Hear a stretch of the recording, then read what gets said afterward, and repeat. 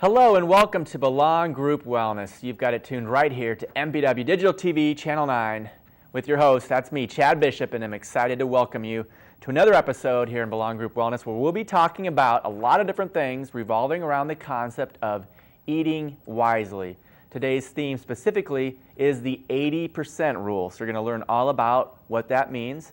As well, we'll be talking about dieting myths in our lifestyle Blue Point, and we'll also be learning a little bit about what emotional eating is and how you can help control that particular situation that might be a part of your current lifestyle. To help me along in our journey, as usual, Jane Doffelt's here. Hi, Jane. Hi, Chad. Welcome. This is another fun one. They're all It fun, is. but 80% rule. We're going to learn all about eating wisely. We are. And I've got a fun saying that I want to kind of roll by you that I know you know all about, but let's kind of get people up to speed here with Okay. what the 80% rule is. Essentially, the way I understand, you can correct me if I'm wrong, but 80% rule, well, what does it mean? Tell me. Well, to me it means that you kind of eat like a kid. Okay. You only eat until you feel full or satisfied. And then you go away and maybe you do some exercise and you come back. But you never overeat. You stop before you get that stuffed feeling. Okay, so eating like a kid, you remind me of when a parent might say, you're not going to leave the table until you finish your vegetables. The child is wanting to get out and about before. Now, essentially the science behind it is that your stomach and your brain aren't quite synced up. So it takes 20 minutes as the magic number for your brain to realize that you're full. So your stomach is indeed full, but it doesn't get the signal to the brain in time. That 80%, think of that 20, the rest that's left as the 20 minutes your brain There you has go. to think. Yeah, that's helpful. Uh-huh. So the research and the science suggest then that there actually is that correlation. So if you eat until you are no longer hungry is the key for me. Eat till you're no longer hungry, not till you're full, not till you're starting to feel like your pants are a little bit tight or that. You're not eating till you're full, because 20 minutes from when you are no longer hungry, you will indeed be full. Yes. And that difference then can make the difference between losing and gaining weight for those of you who are wanting to keep a certain body composition, or maybe you're on a diet and want to lose a little bit of pounds. So this has been very successful for our friends in Japan, the Okinawans. Yes. And as a matter of fact, they have a phrase. I'll let you pronounce it. Hara hachibu. Hara hachibu. Hara hachibu. So what's going on with the hara hachibu phrase? It just means eat until you're 80% full. Yeah, it actually does literally mean that, doesn't it? Or eat till your belly's 80% full. Right, because right. Confucius, 2,500 years ago, came up with that saying that the Okinawans adapt. And they say it, I think they literally do say that before their meals. And the families that don't say it mentally, though, think it. And I'll tell you what, at Blue Zone Institute, the people from Spencer said hara hachibu before every meal. Really? Yes. That sounds like it kind of seems funny, the phrase, but But it reminds you. It's fun to remind yourself, because being mindful is the key to this. In order to know when you're no longer hungry, you're going to have to be mindful. You can't have the TV on. You're probably going to want to be engaged with what you're eating. So you have to be real sensitive to what that feeling is of not being hungry anymore, and abstain from being full. Because as Americans in Western society, we do tend to eat till we're full. And that's what we're basically saying. Now, why should we care about these Okinawans? These guys, 29% of them live to be 100. So a third of people in Okinawa, Japan live to see 100. Now, that's definitely not happening in the Western civilizations. No. As a matter of fact, that's 4 times more than what we experience here in the United States area. Wow. So A third of their population gets to be 100. Right. That's amazing. So that's why we're talking about blue zones in general. They essentially consume about 1,800 to 1,900 calories a day, just the average Okinawan, and their average BMI is 18 to 22. The average American over age 60 is 26 to 27. So they are literally And the healthier BMI people. is the kind of like your fat table. Body mass, yep. Your body mass. So not how heavy you are, because it's not really about how much you Right. weigh. It's about how much, how your body is composed as a Right. sign of your health. So the one more stat that was really interesting was the amount of cancer in Okinawa, Japan, compared to Western societies, 50 to 80% less. That's of all exciting. types. Of Yeah. all types. Oh, specifically breast cancer, prostate cancer, colon cancer, and ovarian cancer, the big ones. Our big ones. Yeah. So, I mean, I can't even imagine the United States having that much less cancer, because we continue to make strides, but nothing like that. And that's why these blue zones are things that we're kind of feel strongly about, because we can learn from them. I can't imagine America becoming Okinawa, Japan in every facet, but we can take the parts of this that can work and adapt and sort of rethink our bad habits. And that's what the 80% rule is alluding to, and we're going to be able to talk about that at length, and among other things, with an actual registered dietitian. Nancy Dew is here later on. So we're going to spare some of the details and kind of have an expert, if you will, on healthy eating in America. Well, and our role model is Nancy for this week. And she's a role model. I think there will be some interesting things that she'll have to share with us. So you're going to want to stay tuned for that. But before we get into that, I'd like to, we're talking about diet essentially, and we're going to, in our Fitness Blue Point, talk about dieting myths. So let's take a look at that now.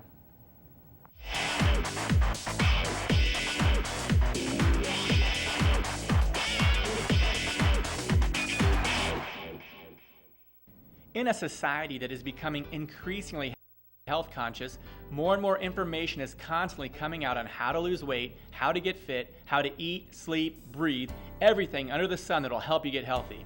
It's a wonder that before this information was available, people were able to survive, let alone live healthy lives. The fact is, people did survive and were and are still healthy without all the weird, scientifically suspect practices that people get tricked into. Here are some common diet myths that people follow in hopes of losing a few pounds. Eating late at night will cause you to gain weight. Eating late at night or at any particular time of day will not cause you to put on more weight than what is normal for what you ate and the activity you did. Weight gain occurs when you consume more calories than you expend, whether that occurs in the middle of the day, the morning, or at night. Low carb, high protein, no fat diets are optimal for weight reduction. A type of diet consistently shown to cause weight loss is a low fat diet. The key is that you have to eat fewer calories to lose weight, and fat has the most calories per gram, so it's easiest to cut calories by trimming the fat. Carbohydrates are bad for your health and cause weight gain, and should be avoided. As far as weight loss goes, a total caloric intake that is less than caloric expenditure is key. However, foods rich in fiber and protein tend to be the most filling. Skipping meals is a good way to lose weight. In theory, skipping one meal while keeping everything else in your diet the same will help you lose weight. But when you skip a meal, your eating pattern changes and you tend to overeat and overcompensate later. 3 square meals or 6 small meals. Because weight control is achieved by balancing the number of calories consumed with the number burned, it doesn't really matter if the calories come in the form of 3 large meals or 5 or 6 smaller ones. However, some people find that they're better able to control their intake one way or the other. In the end, it's a matter of preference. Rapid weight loss can be maintained. There are many diets out there that promise rapid weight loss, even 10 to 20 pounds in a week. This amount of weight loss is possible on extremely restrictive diets, but it can't be maintained. A large portion of the weight loss on these type of diets is water and lean tissue, so the minute you get off the diet and go back to eating normally, you'll gain the weight back and probably more. You have to stop eating your favorite foods to lose weight. The most successful approach to weight loss and weight loss maintenance is to make permanent lifestyle changes that include a healthful eating plan and ample physical activity. A diet is not the answer. A healthy lifestyle allows for all foods in moderation. Losing weight and achieving health-related goals requires effort and commitment. Lifestyle behavior changes are typically required to maintain weight loss. Anything above a weight loss of 1 to 2 pounds per week is difficult to maintain. For healthy weight loss, eat sensibly, exercise regularly, and surround yourself with support. Okay, and now it's time to have our community role model interview, and Nancy Dew is with us. She's a registered dietitian who works at Hy-Vee. I do. Welcome to the show. Thank you. We want to get to know you a little bit before we dig into, I noticed you brought some healthy snacks for us, and we're going to be talking about some other topics and some photos from Hy-Vee and some different demonstrations. But let's get to know a little bit about you first. Tell us about yourself. A little bio, a little brief one, Okay. and then what you're doing right now. What's your career and your passion? Okay, well, I'm a registered dietitian. I got interested in that topic when I went to school at Western Illinois University. I won't tell you what year, a long time ago. Okay. I ended up getting a master's degree at Montana State in Bozeman, Montana. Wow, And okay. I've worked in the field of food service and nutrition for a very long time. I've been a certified diabetes educator at one time before we moved to Iowa, and yeah. So registered dietitian. What was your major in college or your master's degree? At Western, it was foods and nutrition. That Okay. was, So yeah. this has and that always was been under, something you've been thinking about and a kind of a lifelong interest and passion that you've turned into a career. with nutrition, and then food was a big part of that. You know, how do you know how to explain somebody how to eat better if you don't have a good understanding of Sure. food? So having an understanding of food and food science a little bit is a good play into that. So you work at Hy-Vee currently as a registered dietitian. Tell us about your daily activities there, just generally. What are you just doing a there? huge variation. You know, I answer a lot of questions. People come in, they'll come in and say, I found out I have, you know, diverticulitis. I have high cholesterol. I have diabetes, you know. And maybe they've already seen a registered dietitian in a clinical setting, but they need help with the practical application. What am I going to have for dinner? What does 50 grams of carbohydrate look like? You know, Okay. what is that kind of meal? If my cholesterol's high, how much cholesterol should I have a day? How much saturated fat? And I can give them real concrete, specific ideas of foods to put on their plate that are going to match with the diet program their doctor wants them to follow. Wow, that's Yeah. be a helpful service for Yeah. among obvious reasons.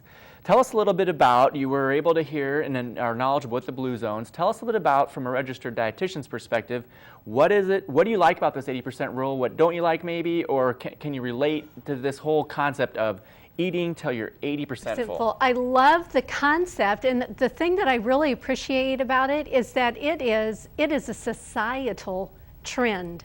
It's a greeting that they give to each other at meals. They're not just, you know, they're not harping on anybody, you better not eat, you know, you should only eat so many calories. They're not doing that. It's Right. just a gentle greeting at the beginning of the meal to remember.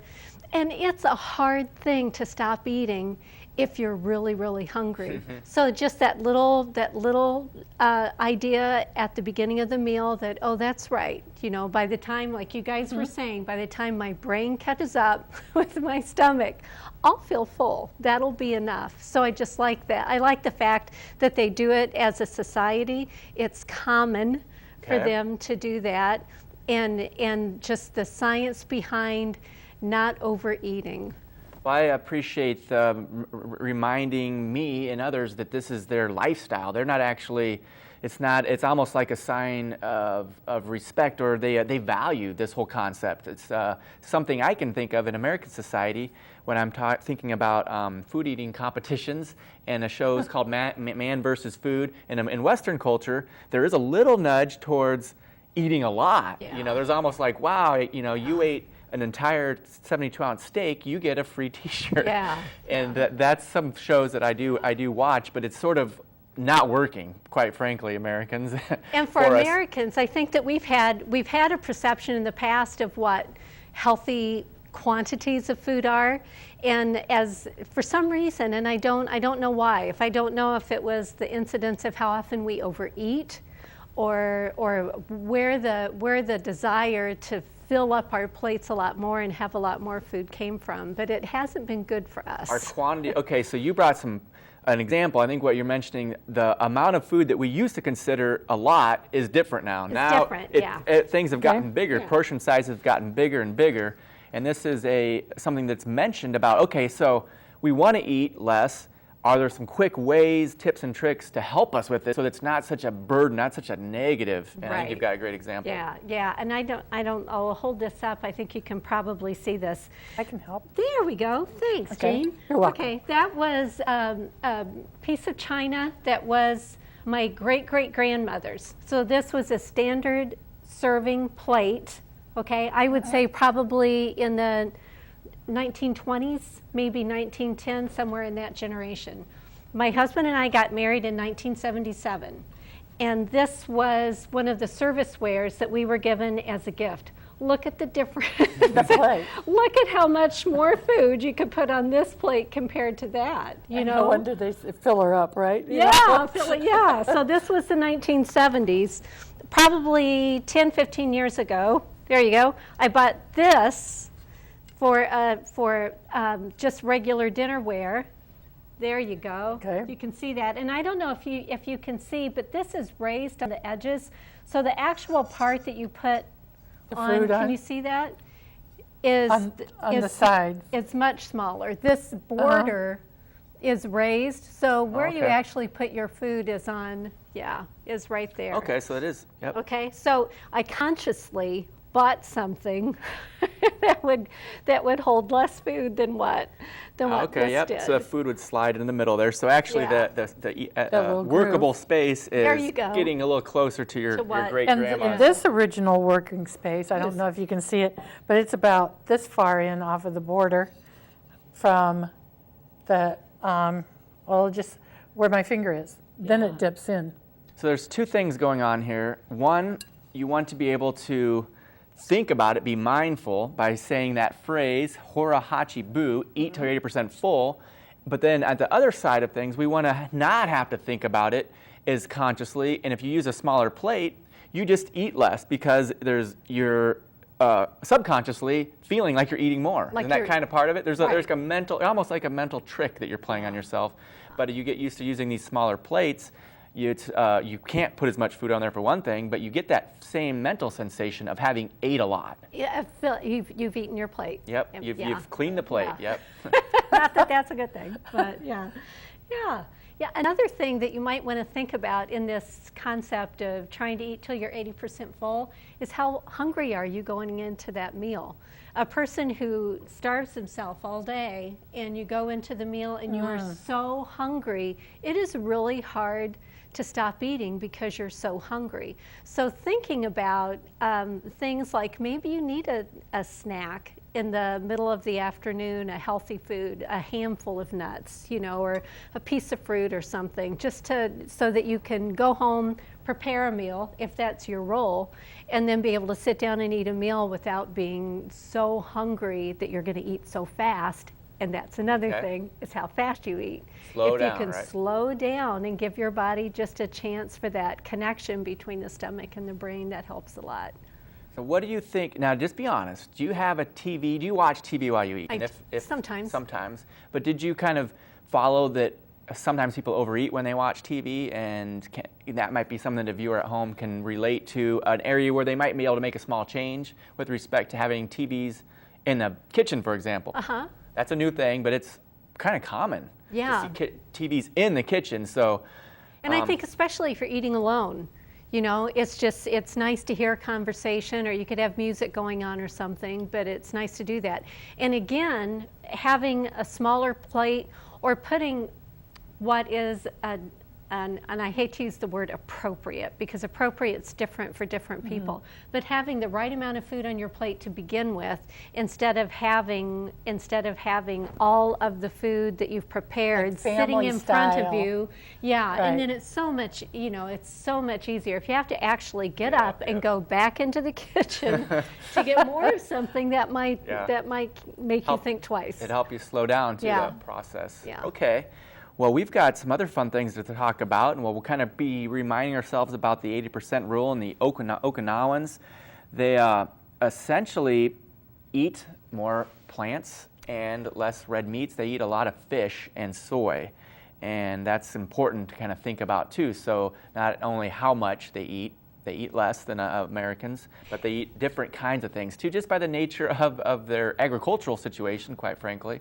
But that's something to consider too. Yeah. The And- Blue Zone's Dan Buettner, did I say his Buettner, name yes, yes, you did. correctly?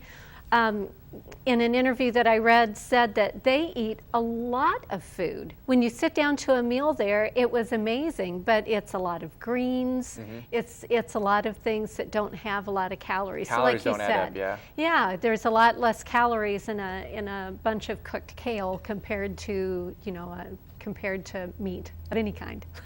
And the exciting thing about these Okinawans, and Jane mentioned it early in one of our series, but your health is, a lot of it is under your control. The fact that you may or may not have a disease later on in life, it's lifestyle choices. And here's the proof. The Okinawans from Japan, remember, they have this life expectancy that's, a lot of them, a third of them live to be 100. Well, 100,000 of them moved to Brazil, and they studied them. And they adapted to the Western style of eating, and their life expectancy shrunk by 17 years. So it wasn't their genetics is the point. It was their lifestyle is what's contributing to this ability to live into their hundreds, 30% of them. So that's empowering us as Americans, is that we are in control of our health destinies for the most part. And 70% is the number that we had talked about in earlier episodes. 70% of your lifestyle choices contribute to your wellness. That's great. Or to hear, lack actually. of wellness. Yep, because it would be rather dismal to think that, okay, here's the cards I've been dealt. No, that's why we keep talking about this, because it's these decisions that you're helping us make and what we make are important. So we've got to we need to acknowledge the great photos you brought, because you work at Hy-Vee, which is a place that, if you're familiar with Muscatine, I'm sure you've been to, that has a lot of great healthy options, probably because they've got a registered dietitian on staff. Hy-Vee is a corporation that cares a lot about health. Yeah. And they're very active in the blue zones statewide. Sure. Well, good. Well, good to have you here then. And because of that, let's look at some pictures, and that'll help generate our discussion. The pictures we're looking for there is a shot at Hy-Vee. So what are we looking at? One of my favorite aisles. Oh, I tell you, this is, I love just looking down that aisle and seeing all the color. All those colors that you see in fruits and vegetables just are representative of different phytonutrients that are good for you. They're not essential nutrients like vitamins and minerals necessarily. Vitamins and minerals, you die if you don't get enough. They're essential to life. Phytonutrients are things that make you healthy. Okay, and there's an abundance of them in fruits and vegetables. It doesn't matter what color their fruit or vegetable is, or if it's white, like mushrooms, or cauliflower. There's still a lot there to offer. So when you look at that shot, and it's gone now, but of all those different fruits and vegetables, look at the diversity of things that you can put on your plate. You can maybe think about meals around what those side dishes are going to be instead of what your protein's going to be. Think about what you can have. Oh, I haven't had carrots for a while. I haven't had Brussels sprouts or green beans. Think about those as things that you can build your meal around, okay, and being the primary part of the meal instead of the primary part of the meal always being the protein part. Seems like we start with the meat first and then work our way around. Okay, good point. Let's keep looking at some photos along those same lines. That's just a wonderful shot of some beautiful red peppers. Did you know red peppers have more vitamin C in them than oranges? No. Just the red ones? Yeah, the red ones are higher than the green ones. Okay. I don't know why. But if you can see there's the price decline sign on the box, and down in the corner under the $1, there's a little symbol. That's the Nuval symbol. And the Nuval score of those red peppers is 96. Nuval is a nutrition scoring system that Hy-Vee has purchased the ability to give that information to their customers. Hy-Vee did not originate Nuval. Okay, it was originated by a who's list of nutrition experts in the United States. And what they did was come up with a formula that takes into consideration everything that's good that food has to offer. So vitamins, mineral, phytonutrients. What kind of fat is it? Is it a healthy omega-3 fatty acid? How much fiber's in it? So it looks at all the things that are good that we need and all the things that can be in food that are not so beneficial. Okay, whether it could be there, it could be added by a manufacturer, or it could be there just naturally, like the saturated fat in whole milk. brings the score Brings the score down, okay. brings the score down. Puts it into a formula, and that formula will come up with a 1-number score based on those facts. The higher that score, the higher the overall nutritional value of the food. Between 0 and 100. Between 0 and 100 being the highest and 0 being the lowest. Some of your food manufacturers might not always appreciate that if their score's low. Do you ever have a conflict, or maybe probably Hy-Vee tries to stock some higher numbers? No, or I don't not? think so. I mean, we would stock foods that the public wants. You know, my gosh, how many thousands and thousands of foods are on the shelf? But what manufacturers are doing is noticing that if they have a lower score, they might reformulate their product. Wow. They might change the way they make it. They did that That's a back great- when trans fatty acids was the big, when they put that on the food label, a lot of food manufacturers changed so that they would have less trans fat. So on a scale of 0 to 100, this is the number then? Is that Yes. another way of saying this? Is like on a scale of 0 to 100, this is healthy.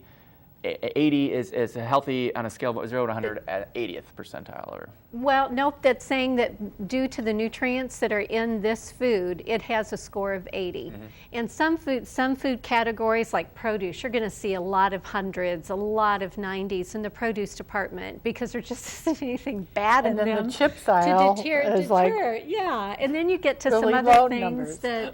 that seafood, you know, you'll see salmon and that having a high score, but you go on down the aisle and see cheeses or red meat or chicken thighs that have a lot more fat in it will have a much lower score. so that's probably might surprise some people. Some people might get a food that they felt guilty about eating all these years and realize it's got a high score and be pleasantly surprised That as it's not so well. Like, oh, bad, I've been yeah. felt guilty, but I didn't Yeah. realize all the protein and the fact that Yeah. it's low in saturated fat make it actually really a healthy option. So that kind of takes the guesswork out of it. As we've been talking, we've been kind of just showing some of the food items at Hy-Vee that have different Nuval scores, and fruit. I'm thinking you probably took pictures of some of your healthy options too, Well, and some of the. yeah, primarily, but I wanted the picture of this just because it's beautiful for one thing, and it's convenience. You know, if you need something for a healthy lunch on your way to work, or just to have 3 or 4 things of cut up fruit in your house, if you don't want to do that preparation, it can be done for you. that's up front. Yeah, that's up And, front. and we eat with our eyes. So all of those colors in the fruits and vegetables help us want more of those kinds of foods. And then our bodies tell us that we need to eat more of those kinds of foods. So we're actually satisfying some of the cravings.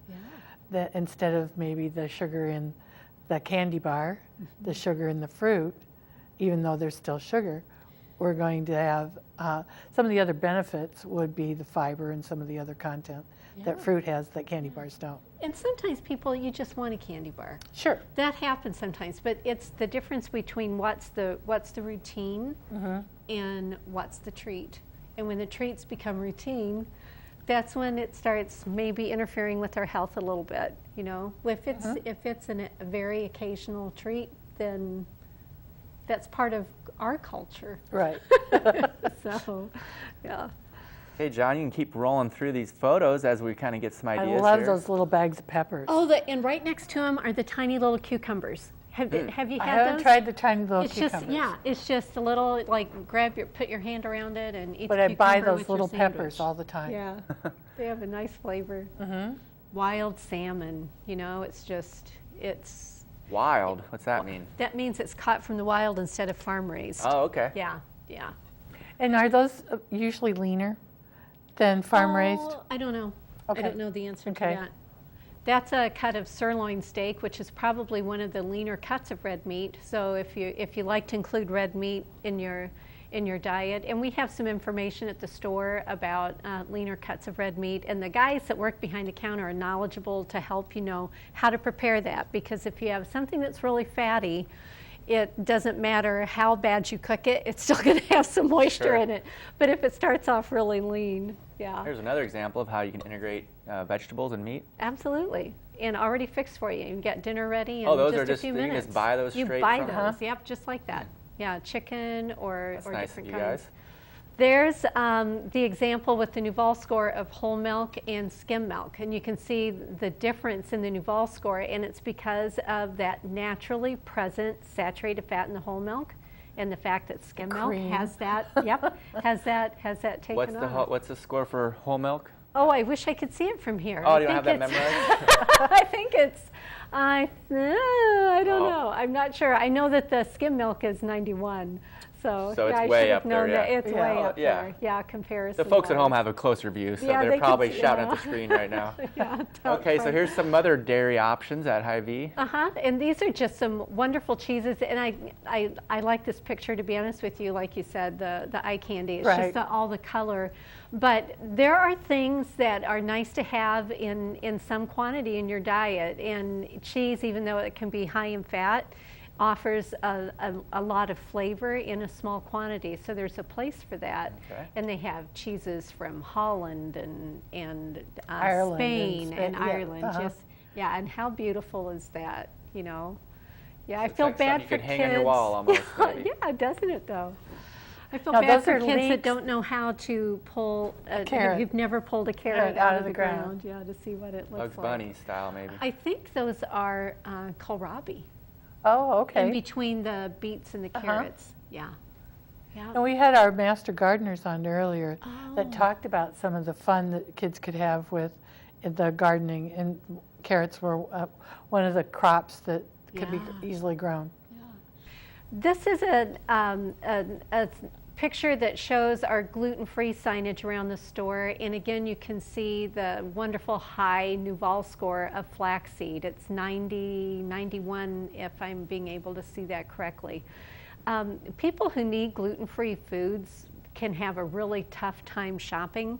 So we try to make it easier by having that round sign that comes out from the shelf tag, and then we try to help their comfort level that the product actually is gluten-free by attaching that little brown gluten-free sign right to the shelf tag. Okay, So yeah. just in case somebody has moved it around, it's fell or something, and somebody tries to be helpful and puts that gluten-free thing back on, and they put it on the wrong place, by having that little brown sign attached to the shelf tag, people can have confidence that those Okay. are gluten-free items. That's a great idea. Yeah. And peaches. You know, just what season of the year do we not have something wonderful? It's like I it see. doesn't matter what season. We're coming into the time that we've got these beautiful peaches. If you like to eat a lower acid diet, the white peaches have a little bit lower acid level, but still have all the nutrition. Peaches make a wonderful facial.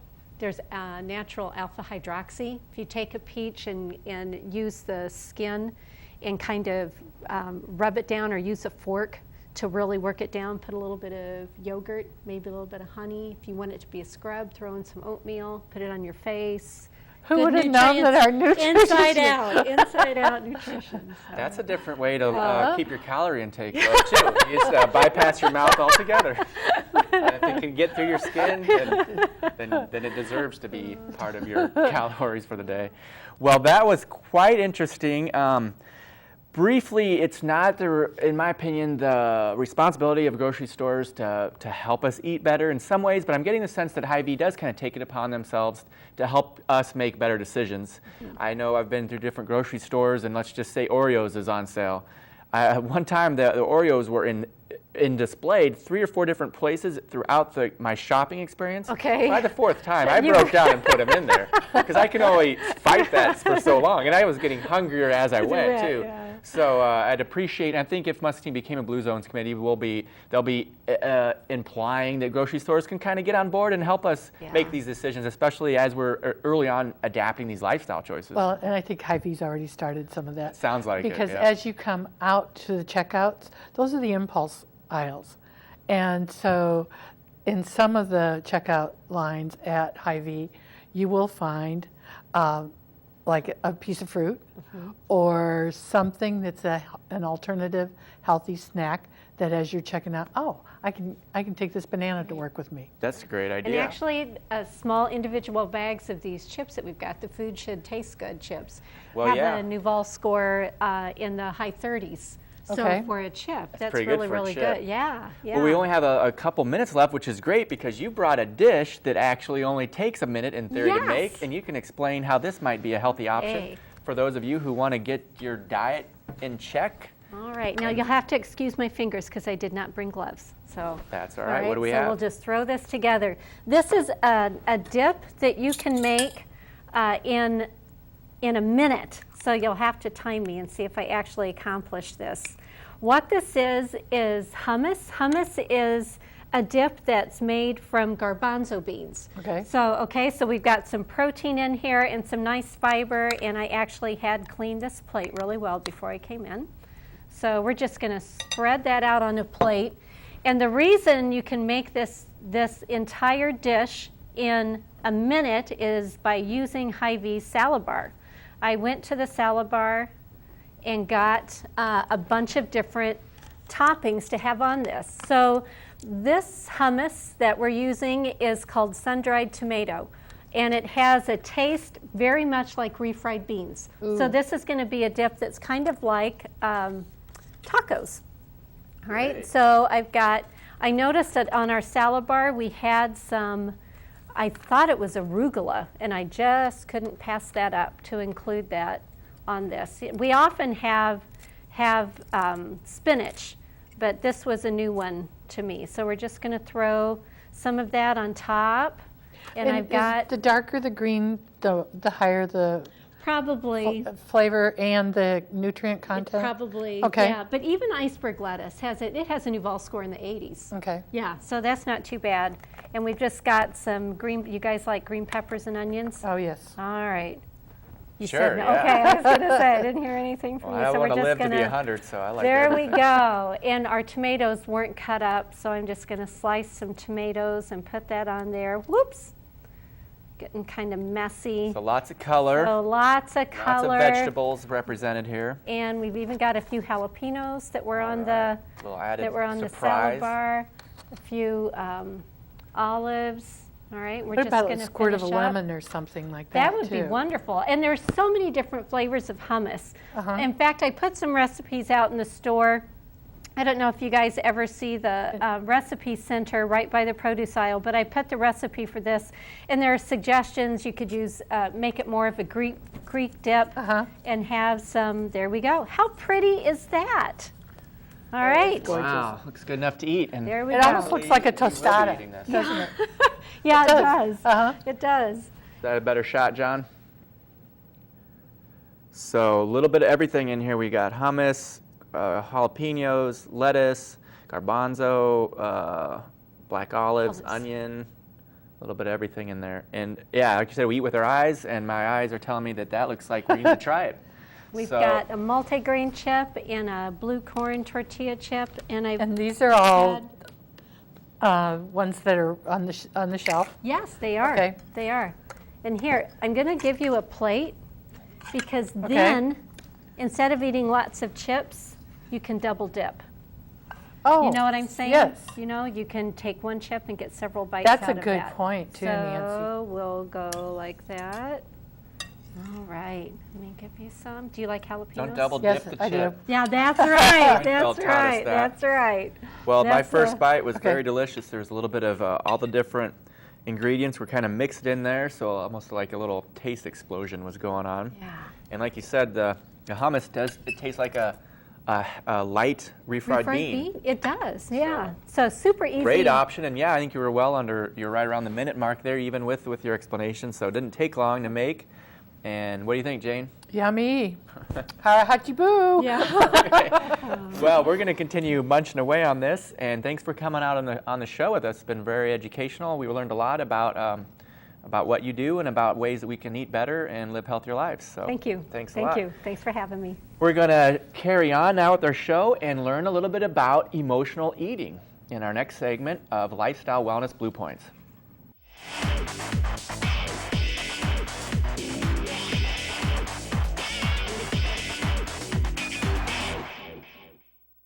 So now we're going to talk about emotional eating. Specifically, this has to do with stressful eating, eating when you are sad, bored, tired, angry. These are all emotions that might cause you to eat. Stressful eating causes cortisol to be purged into the bloodstream. Now, cortisol is something you probably heard in the weight loss commercials and whatnot, but it actually increases your blood sugar, suppresses the immune system, assists in the metabolism of fat, protein, and carbohydrates.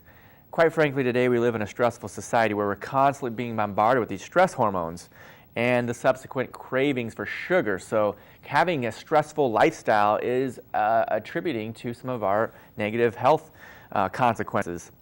Historically and physiologically, we are hardwired to eat when we're stressed. It's just a physiological adaptation we've had. And emotional eating then can be defined as eating when you have these negative emotions and they're directly related to your binge eating. So emotional and eating aren't vocabulary words that are beyond your background. What does it mean when I put them together? Emotional eating, what does it mean to you, or have any experience with this idea? Well, I think most people will grab a bag of chips if they're sad, or they'll find some kind of we call it comfort food. You know, maybe it's the macaroni and cheese that you make for your family. This is my comfort food for you. You know, some of those kinds of things. I've heard people mention things like that, that for them food is their comfort. It's how they unwind, it's how it relieves their stress. To some people it might be alcohol, maybe it might be exercise. There's different ways that people might achieve almost a high, you know, or a relief from loneliness. That sounds like what you're talking about as well. So the other triggers that can create these cravings include, your social eating, eating out in public. When we're eating in a group at a restaurant, it seems like we might eat more. Or if we see somebody order a plate of cheese fries, this kind of can contribute to it. But there's a socialness there. There's all of these emotions are negative. Chad. Yeah.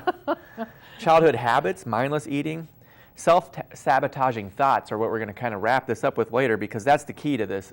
If you've got a negative disposition and are feeling guilty or chastising yourself or getting down on yourself with low self-esteem type thoughts, you'd be prone to emotional eating. Eating when you are feeling sad and depressed and lonely is a big part of what emotional eating is about, at least what we're going to talk about today. So research has shown that 75% of overeating is caused by emotional eating. So overeating happens for a lot of reasons, but 75% of the time your emotions are causing you to think a certain way and therefore behave a certain way. So if you feel happy, you might go out and act a certain way. If you feel sad, you might stay home the entire day. So how you feel is directly related to how you behave. Make sense? Yeah, so it does. If you feel a certain way and then eating opportunity arises, you're going to eat in a different way. And I've heard of people that eat when they're sad, eat less, actually. So this is sometimes confusing, Well, but depression can cause less eating, as well. And severe depression is usually what that step is. Malnutrition. And they'll become like an aversion to food. But mild depression is the one that causes people to overeat. Oh, yep, okay, good point. So it can be complex, but I'm going to give you 5 different ways that we can kind of think about, okay, how can we handle emotional eating? How can we, okay, so what? That's what it is. Now, how can we kind of think about that? And one step could be, and I've talked about this before, but keeping 5 ways to avoid emotional eating could be to keep a food diary would be the first step. Now, I'm just talking about keeping a 3-day food diary.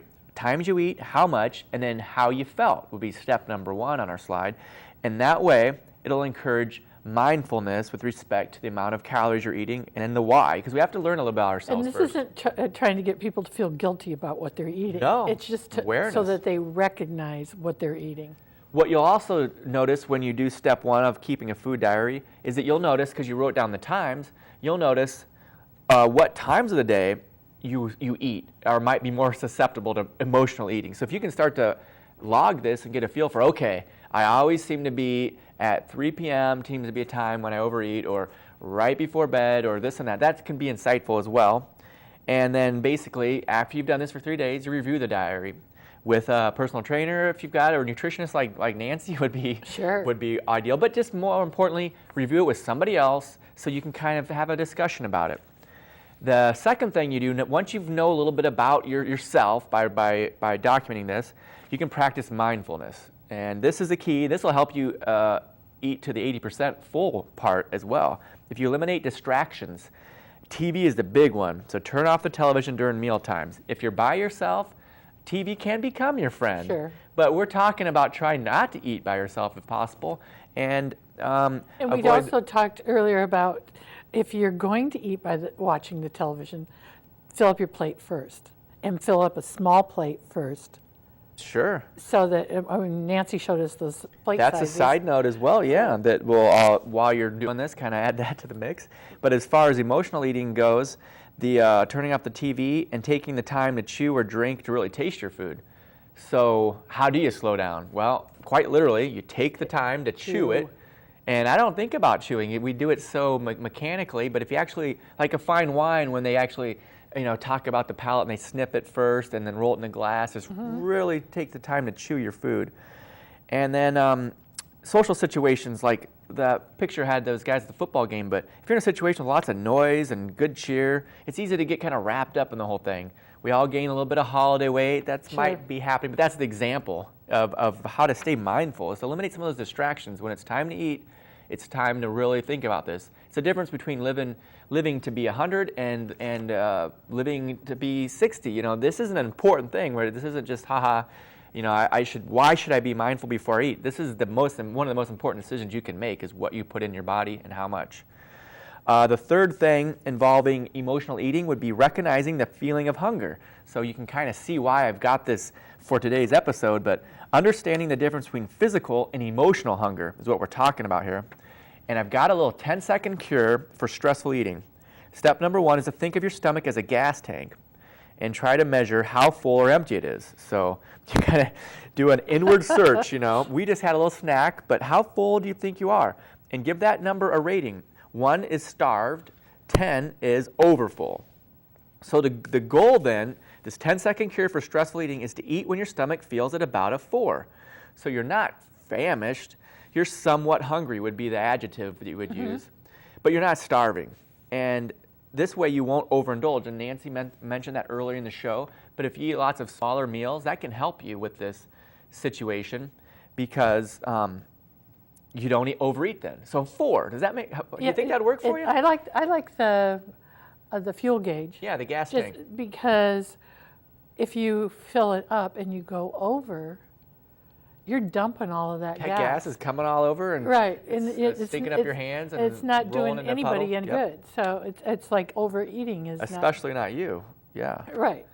So at the point where you feel like you're a 4, somewhat hungry, when your inner gas gauge, your stomach is at a 4 on a scale of 1 to 10, so it's not on the E, it's not like you're not running on fumes trying to get to the gas station and getting stressed out, wondering if you're going to have to call somebody for a ride.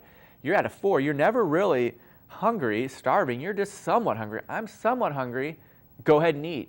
And that might mean that you eat 4 or 5 times a day. But then you can, as we mentioned earlier, then stop when you feel 80% full. So kind of a 4 and an 8, I guess, would be the two numbers here. And number 4 would be to stop self-sabotaging thoughts. When we're talking about emotional eating, eliminate persistent negative self-talk, those judgments that we make about our eating, our bodies, our feelings, or our expectations of how we should eat, how we should look, or how we behave. Things like telling yourself that you're stupid, or you'll never be able to stop eating, or you'll always be overweight. These are actual negative self-talking situations that people can be guilty of having about themselves. You have to love yourself for this whole thing to work. Well, that whole the thought also reminds me of when people say, oh, I can't remember names. I can remember faces, but I can't remember names. You've given yourself permission to not do that. Sure. When you say, I need to remember names, then you've made a self-conscious thing to say, and so you're basically saying the same So thing. reframing some of your cognitive thoughts. Right.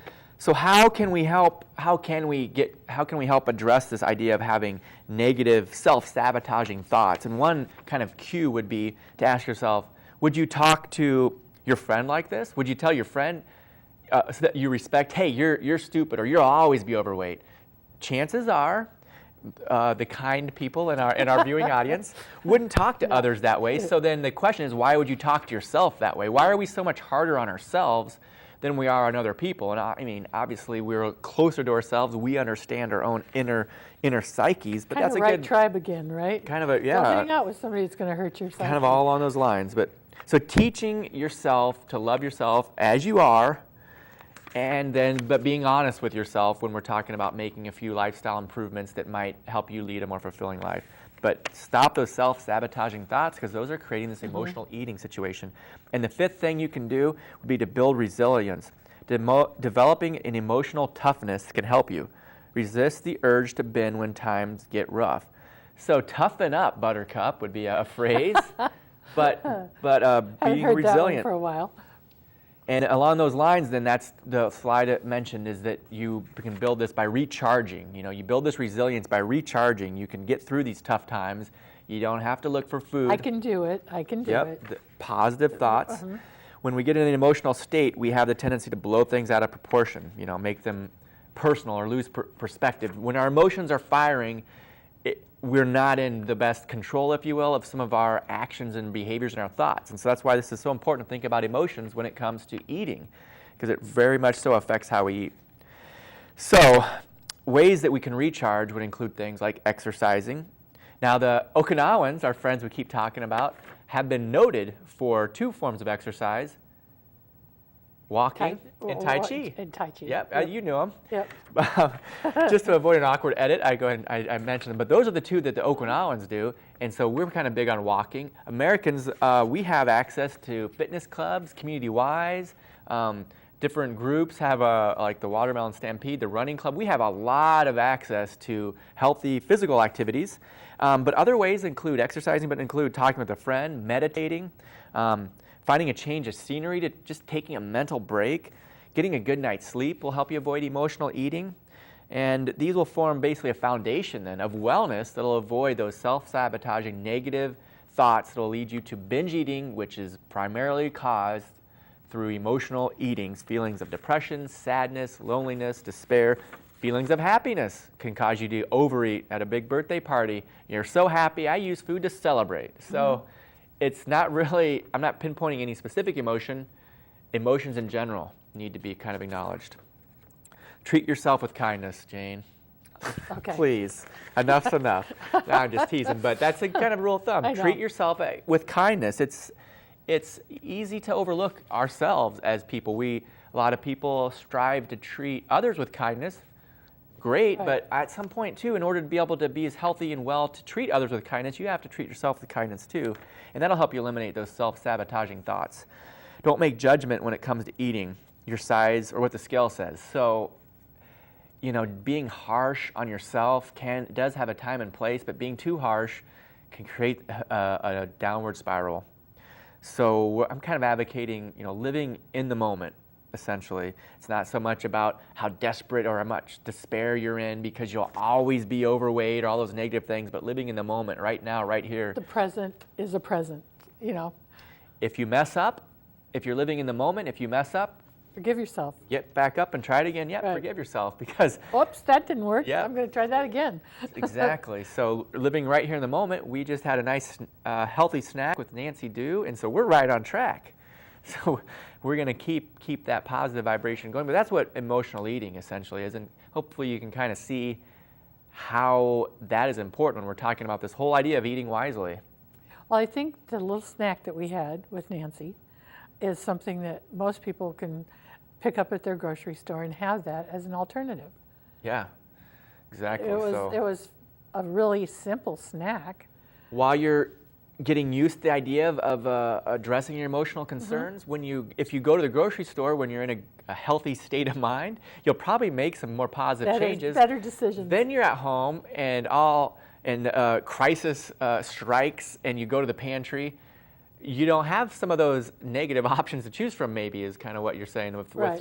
snacks like what Nancy brought in, you can kind of help bridge the gap while you're trying to not just like control your emotions, but be aware of them. Being mindful is something we can all work on when it comes to eating. And we've talked a little bit about substituting things, you know, making a habit change, doing something for 21 days, or, you know, it takes that long for you to actually have that habit change or something to be ingrained.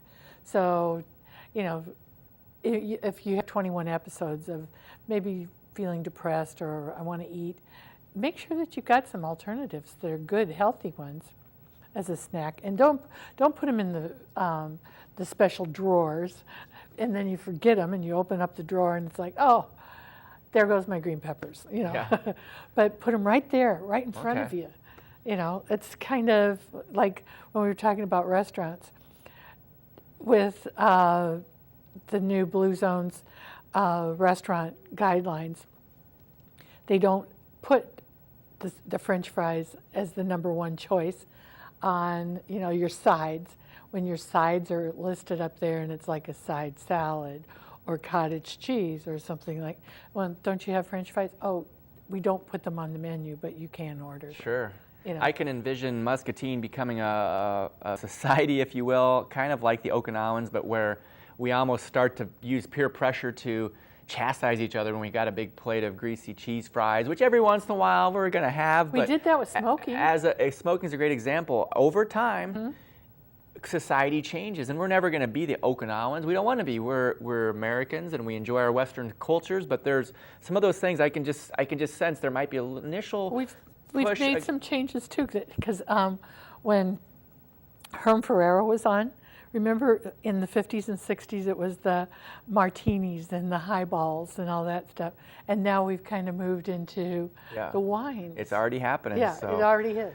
Well, let's wrap things up then. I know you want to say this Confucius saying one more time, and maybe a little reminder.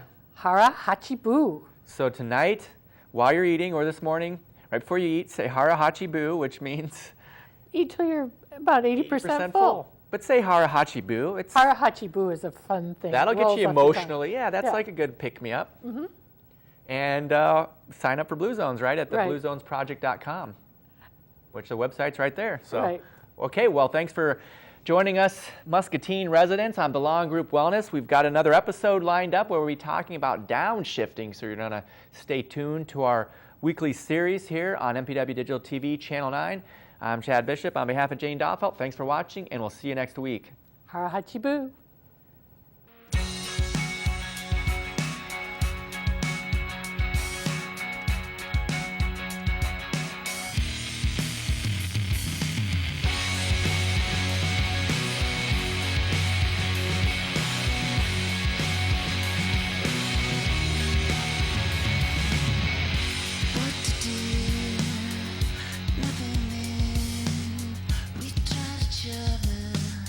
Let's try